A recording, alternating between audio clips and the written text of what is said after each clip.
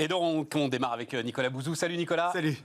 Donc, le bouquin s'appelle Homo Sanitas. C'est une de mes idées fixes. Des fois, quand j'aime pas les titres, je dis que j'aime pas le titre. Voilà, donc là, je dis j'aime pas le titre. C'est parfait, il est de moi.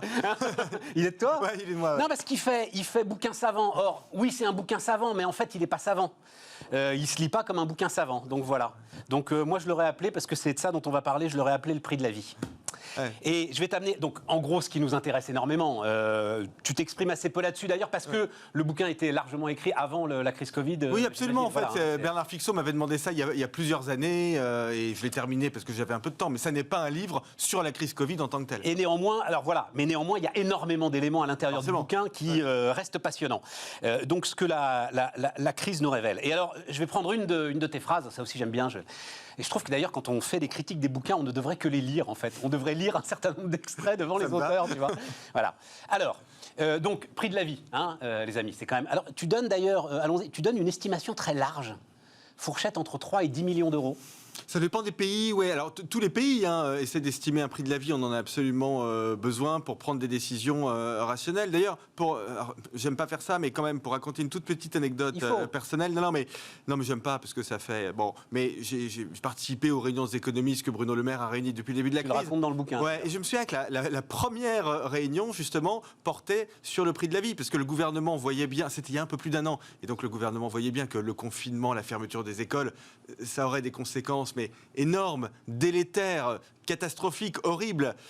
Et donc se posait quand même la question de savoir si, au fond, ce que faisait le gouvernement, ça n'était pas trop par rapport au péril sanitaire qui nous attendait si on ne faisait rien. La conclusion, vous l'avez tous vu, c'est que le gouvernement a considéré, je crois qu'il a eu raison, malgré tout, qu'il fallait quand même faire cette fermeture, ce confinement pendant le laps de temps le plus court possible. Mais ce que je veux vous dire, c'est que même dans une situation de crise extrêmement grave, on a quand même besoin de ce type de repères pour essayer de prendre des décisions les plus rationnelles possibles. Mais là, en l'occurrence, ça n'est pas rentré en ligne de compte. Si on avait dit, on est à combien de... Si on prend dépenses publiques plus perte de recettes, quoi, 170 milliards à peu près, 170 milliards qu'on divise par... Minimum. Combien 60, 80 000 vies sauvées par l'ensemble de ce qu'on a fait. Ça amène à un prix de la vie bien supérieur à celui que tu donnes là. Parce qu'il n'y a pas que ça. Parce que justement, c'est un repère, mais en fait, on sait bien, c'est ce que je dis aussi, qu'en matière de politique publique, utiliser ça comme ça, sans autre considération, c'est quelque chose qui est extrêmement difficile. D'autant plus que ce prix de la vie, on imagine quand même assez bien qu'il monte avec le temps. C'est-à-dire que là, je donne des estimations qui sont assez variables et qui ont été faites il y a plusieurs années. Mais on voit bien que dans nos sociétés, on supporte de moins en moins la mort, on supporte de moins en moins... D'ailleurs, on voit bien qu'on lutte de plus en plus contre les accidents, que dès qu'il se passe quelque chose, ça fait la une des médias. Ouais, voilà. Donc, mais nos sociétés, elles sont comme ça. Bon, on peut toujours dire que... Alors, attends. Si l'on vous disait, donc on parle du prix de la vie, si l'on vous disait, nous pouvons vous rendre immortels, mais pour cela, vos enfants et vos petits-enfants devront contribuer à hauteur de 90% de leurs revenus ces 50 prochaines années. J'imagine et j'espère, écrit Nicolas Bouzou, que vous refuseriez. Oui, mais c'est complètement évident, enfin j'espère. Non, mais ce que j'ai voulu montrer avec cette phrase... Est-ce qu'on n'a pas vécu le contraire, Nicolas ? Non, mais alors voilà.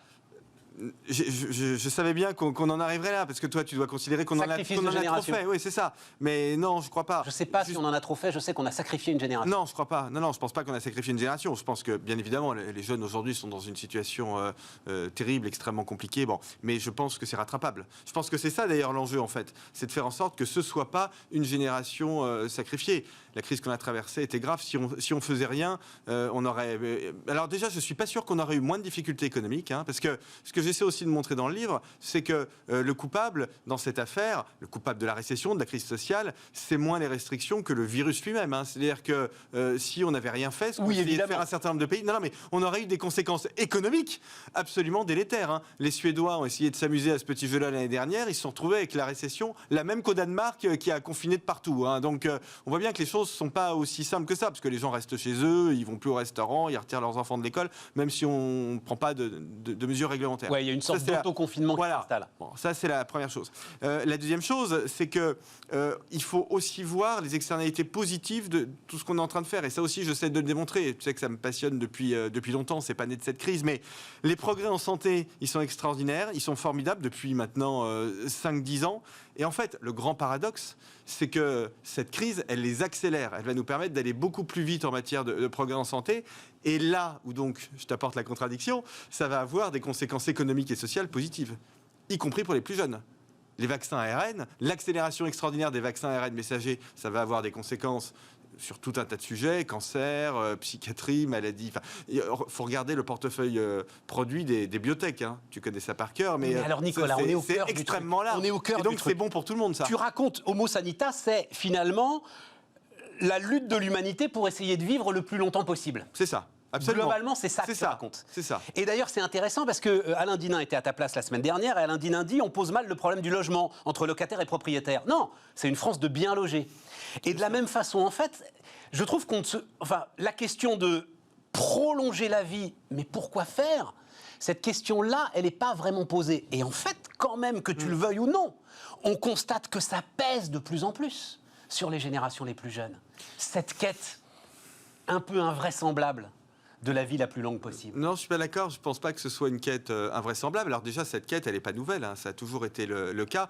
Moi, je suis quand même toujours frappé de voir que les gens dont je m'inspire, notamment les économistes libéraux du 19e siècle, ils sont morts à mon âge ou un peu après. Hein. Tocqueville est mort à 49 ans, je vais y arriver dans quelques temps. Bastia, il avait une petite cinquantaine d'années. Enfin, je veux dire, c'est les gens qui nous ressemblaient, quoi. Hein. Donc, ils avaient tout fait. Non, mais c'est là où je suis pas d'accord. Non. Je pense que Tocqueville, je suis pas du tout d'accord. Je pense que Tocqueville aurait vécu 20 ans de plus, ça aurait été extraordinaire pour l'humanité. Il aurait fait 1 ou 2 livres fondamentaux en plus. Bastia aussi. C'est comme ceux qui me disent Amy Winehouse, Janis Joplin et Jimi Hendrix, c'est pas grave parce que. Mais non, si ces gens-là étaient encore vivants, ils nous auraient donné encore beaucoup de joie. Donc je ne suis pas d'accord avec ça. Mais surtout, je reviens sur ce que tu dis, parce que c'est une idée qui a beaucoup circulé, d'ailleurs, y compris chez certains de mes amis libéraux, cette idée, au fond, selon laquelle, je schématise un peu, je vais le dire de façon outrancière, mais on protégeait outrageusement les vieux au détriment des jeunes. Oui. Bon, mais je ne suis pas d'accord avec ça, donc pour 2 raisons. Je ne suis pas d'accord avec ça pour une raison philosophique. Je ne pense pas qu'on puisse comme ça segmenter dans une société. Et surtout, je pense que, en réalité, cette crise, qui est horrible en ce moment, notamment pour les jeunes, mais elle accélère la numérisation, elle accélère l'incorporation des innovations par les entreprises, donc la numérisation, l'intelligence artificielle, les achats de robots, ils sont en train de monter très fortement en France, on était sous-robotisés, on est en train de rattraper notre retard. Si on met à côté de ça les progrès qu'on fait dans la santé, alors là je vais être provocateur, je vais vraiment prendre le chemin intellectuel inverse du tien. Je pense que cette crise, elle va faire mentir ceux qui pensaient dans les théories de la stagnation séculaire. C'est-à-dire cette idée selon laquelle les innovations, au fond, qu'on voyait depuis quelques années, ça n'avait rien à voir avec l'électricité, le chemin de fer, etc., et que ça ne faisait pas de gain de productivité, et donc que ça ne ferait pas de croissance. Je crois que cette crise, elle est en train, en fait, de faire mentir ça. Et je vais encore plus loin dans la provocation, et là, je m'arrête. Je pense même que ces 20-30 prochaines années, on peut avoir quelque chose qui ressemble aux années 50 et 60, avec des gains de productivité. Les années folles. Et un peu d'inflation en plus qui nous... Voilà. C'est la une de The Economist. Voilà, les années folles, exactement. Et oui, mais ça va profiter aux jeunes. Non, mais Stéphane, ça va profiter aux jeunes. Hein. Ça va profiter aux jeunes, mais tu as une cohorte, là, qui s'en prend plein la poire. La cohorte de 2008, 2009, 2010, elle s'en est pas vraiment remise. Parce que c'est notre sujet, c'est notre richesse et en même temps notre faiblesse. C'est que tu en as 700 000 qui débarquent l'année prochaine et encore 700 000 l'année d'après. Bien sûr. Donc voilà, les cohortes, elles sont là. 1000 fois d'accord avec ça, mais je le redis, je pense que si on avait laissé parce que ça nous éloigne de ton bouquin et le temps tourne quand même assez vite. Parce que, en fait, tu constates, et j'aurais aimé que tu ailles un tout petit peu plus loin. Tu constates notamment, comme tu le dis, les progrès foudroyants de la science. Mais alors là aussi, c'est un autre sujet, c'est-à-dire que cette santé qui progresse va nous amener vers des inégalités, alors qui seront peut-être encore plus insupportables en fait que les inégalités de patrimoine de l'économie digitale. Oui. On les voit déjà, hein, puisque au fur et à mesure que l'espérance de vie a augmenté, l'espérance de vie à la naissance, et bien, ce qu'on appelle l'écart type a aussi augmenté. C'est-à-dire que les gens qui ont les revenus les plus faibles et le moins de patrimoine meurent jeunes, parfois très jeunes, hein, à 60-65 ans, alors que les gens les plus riches, en réalité, ils ne meurent pas à 82 ans. ils meurent à 90, 95, 100 ans et souvent en bonne santé. Donc l'écart s'accroît. Et y compris entre pays, entre pays riches et pays pauvres. Absolument. Mais en même temps, là aussi, je pense qu'on a des outils. Et en fait, ce que j'essaie de montrer, c'est qu'on parle toujours de la science quand on parle de progrès en santé, parce que tous les livres d'histoire de la santé, ils ont été faits par des médecins ou par des scientifiques, ce qui est très bien. Mais donc, ils nous disent, il faut de la science, il faut Pasteur et Fleming. Ce qui est vrai, sans Pasteur et sans Fleming, on n'aurait ni les vaccins modernes, ni les antibiotiques. Mais on oublie deux choses. Derrière, il faut, et là, je suis content d'être sur Bismarck pour le dire, une bonne grosse industrie qui gagne beaucoup d'argent, mais bien grosse, de la big pharma comme on déteste, qui verse des dividendes. Parce que s'il n'y a pas ça, c'est simple, il y a aucun. Les gens, le peuple, n'a pas accès aux médicaments. C'est pas elle qui a fait C'est le aussi vaccin. simple que ça. La Big Pharma, c'est pas elle qui a fait le vaccin. Ouais, mais c'est elle qui le produit. C'est elle qui le produit. Bah oui, c'est ça. Moderna, c'est absolument génial. Je suis fan absolu. Mais tu ne crois pas que L'Oréal aurait été capable de produire les vaccins s'il n'y avait pas eu la Big Pharma? Alors, non, mais je pense qu'il faut les deux, en fait. Donc, il faut de la science et les startups, etc. Mais il faut aussi la grosse industrie. Et pour aller jusqu'au bout du problème, parce que je ne suis pas dogmatique, il faut aussi un État-providence. Il faut aussi que les vaccins ils soient accessibles et que le financement soit mutualisé, pour reprendre cet exemple. Donc il faut vraiment quatre briques. Et ça, recherche publique, recherche privée, Big Pharma et État-providence. Ça, c'est une question à laquelle tu réponds pas. Mutualiser sans limite. C'est-à-dire, tu décris remarquablement la progression, et notamment, alors oui, on aura le temps d'en dire un mot, tout ce que tu racontes sur le cerveau est très très intéressant. C'est pour toi la nouvelle frontière. Mais à un moment, ça va valoir des fortunes. Oui, absolument. C'est le sujet. Alors pour moi, c'est le sujet presque majeur de nos sociétés. Mais alors justement, c'est mutualisation sans limite. Ouais. Alors enfin. Donc de plus en plus d'impôts. Pas mutualisation sans limite. Je pense mutualisation de ce que l'on juge comme étant absolument indispensable et qui fonde le socle de notre contrat social. Donc je vais être très très concret. On fait des progrès aujourd'hui extraordinaires en cancérologie, notamment ce qu'on appelle l'immunothérapie. On utilise le système immunitaire pour combattre les tumeurs. Avant, on cassait les tumeurs, on les opérait, on les enlevait. Maintenant, on passe par le système immunitaire. Révolution extraordinaire qui donne, pas pour tous les cancers malheureusement, et pour certains cancers, des résultats incroyables, puisque des cancers pour lesquels il n'y avait pas de solution il y a 2 ou 3 ans, aujourd'hui on en guérit. Ça coûte très cher. Et si je prends l'exemple des thérapies géniques, là ce ne sont pas des cancers, mais pour des jeunes, ce sont parfois des adolescents qui souffrent de ce qu'on appelle des maladies orphelines gravissimes, qui peuvent en mourir. Aujourd'hui, grâce aux thérapies géniques, on en soigne. C'est des traitements personnalisés. Alors là, pour vous donner des ordres de grandeur, le prix du traitement, ça peut être de 1, 2, 3 millions d'euros par personne. Une injection. Par personne. Par personne. Voilà. Donc, pour moi, c'est fascinant. La question, c'est comment on fait pour faire en sorte que ceux qui en ont besoin aient accès à ça. Plutôt que de dire toujours, il faut réformer le système de santé pour le faire. Ah si, je réponds. Alors là, je vais donner quelques exemples. Non, mais il y a des gains.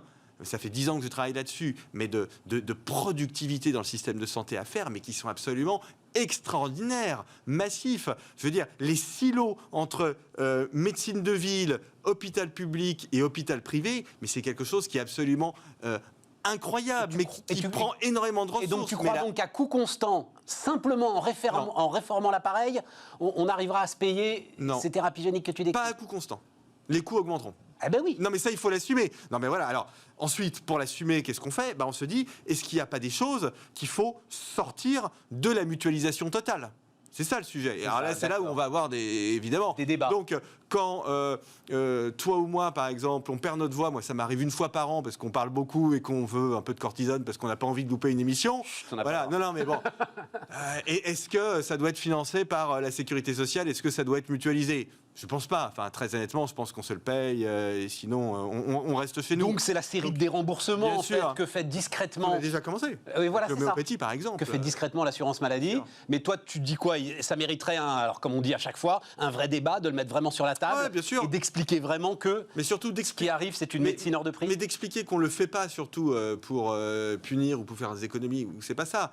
On le fait pour permettre aux gens d'accéder à ces innovations thérapeutiques qui sont extraordinaires. Et en plus, aujourd'hui, je laisse le virus de côté, mais aujourd'hui, le grand sujet, c'est le cancer.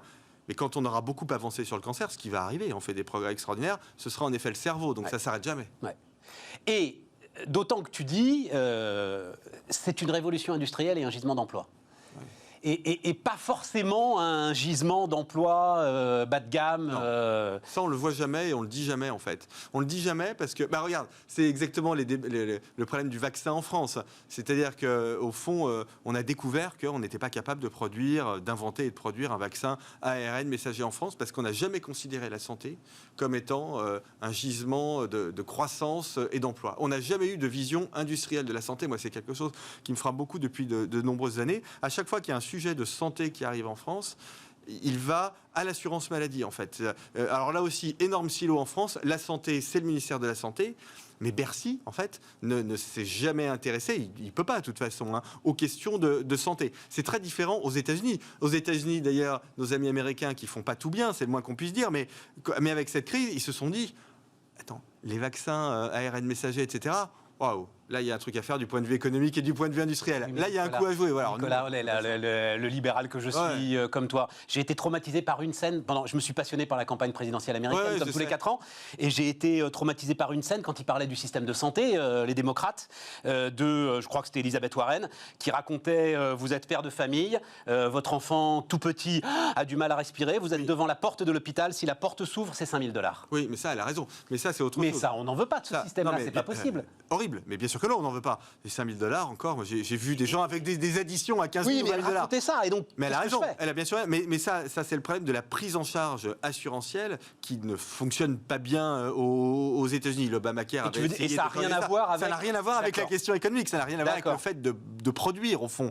Alors, ça pourrait théoriquement avoir un tout petit peu un rapport si on dit, au fond, au lieu toujours d'acheter les médicaments, d'ailleurs, il n'y a pas que les médicaments, il y a aussi ce qu'on appelle les dispositifs médicaux, c'est très important, des trucs qu'on va être dans le cœur, le corps artificiel, demain la rate artificielle ou le pancréas artificiel, c'est ce qu'on appelle des dispositifs médicaux. Tout ça, ça vaut peut-être le coup de se dire, il faudrait peut-être les acheter un tout petit peu plus cher pour aussi aider nos startups. Au fond, c'est de la commande publique. Et donc là, ça peut avoir un impact sur les coûts. Mais il faut que l'assurance maladie continue de prendre ça en charge. Parce que, et c'est ça ce que j'essaie de montrer, c'est bon pour l'économie. Moi, je suis hyper rigoureux en matière de finances publiques. Je ne suis pas gentil sur les retraites, etc. Je ne suis pas un gentil. Mais la santé, c'est des bons investissements, en fait. Quand on dépense ça en santé, pour l'ensemble de la société, en fait, on récupère plus. Ce qui n'est pas le cas pour les retraites. Mais on retombe sur le même débat. C'est des bons investissements pour quelqu'un qui a 25 ans. Ouais. Est-ce que c'est encore un bon investissement quand on en a 80 ?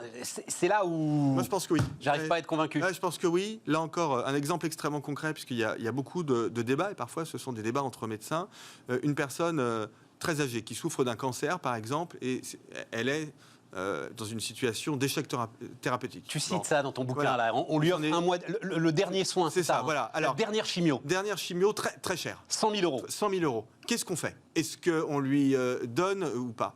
J'ai beaucoup réfléchi, j'en ai parlé avec des cancérologues, notamment David Kayat, et en fait, eux, ce qu'ils me disent, c'est, en général, on va lui donner, déjà parce qu'une fois sur 10, ça va marcher, mais surtout parce que c'est du big data, parce que ça fait progresser la science, parce que c'est très important d'avoir ce type d'essai thérapeutique, y compris sur des personnes âgées. Les personnes âgées, il arrive qu'elles soient en échec thérapeutique. Si on ne leur propose pas des nouveaux médicaments, on va avoir du mal à faire avancer la science. Donc, il faut aussi assumer ça. Et il dit, David Kayat, il vous dit... quand on donne à quelqu'un qui pense que c'est fini un mois supplémentaire, ce mois vaut sans doute... Alors ça, c'est un truc que devraient comprendre les économistes et certains de mes amis libéraux qui devraient, en théorie, maîtriser la loi de l'offre et la demande.